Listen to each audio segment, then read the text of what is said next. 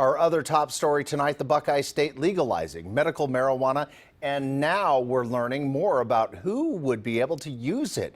Good evening. Thanks for joining us at 5. I'm Dwayne Pullman. And I'm Ellie Merritt. Some of the details still have not been decided. NBC4's Ted Hart has continuing coverage tonight live at the State House. Ted? Yeah, this is not going to happen quickly.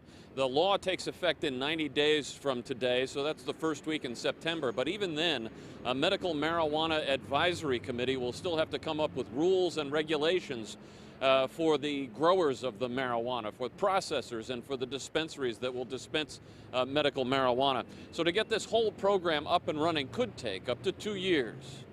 Where's Reed? There he is. You are so funny. 7-year-old Reed Gano suffers from uncontrolled epilepsy. However, his seizures have been greatly reduced as a participant in a clinical trial of Epidiolex, a marijuana derivative. His motor planning is better. His language is better. So there are huge other implications outside of just the seizures. Andrea Gano now looks forward to other forms of medical marijuana that may help her son. If there's a chance that it could help him, I'm all for trying it. I have to try it. You know, I wouldn't be doing my job as his mom. The new law will allow qualified patients to use marijuana in vapor form, also in oils, patches, and some edibles.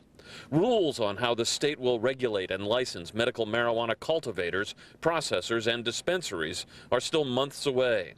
But the legislation says the medical marijuana program should be fully operational within 2 years.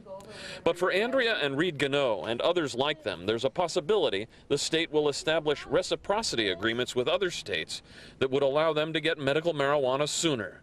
Andrea hopes so. I truly believe there is something to the different components of this plant that are they're gonna prove to be, and they're already proving to be, just incredible for patients with epilepsy. And with the governor's signature on the legislation last night, Ohio becomes the 25th state to establish a comprehensive medical marijuana program. Live at the State House, Ted Hart, NBC4. Ted, thank you. Now, Ohio is now the 25th state to approve medical marijuana, now that half of the country, as well as Washington, D.C. and Guam, allow it. Some believe this may put pressure on the federal government to reclassify marijuana. Last month, Congress also cleared the way to allow VA doctors to recommend it to their patients in states where the treatment is legal.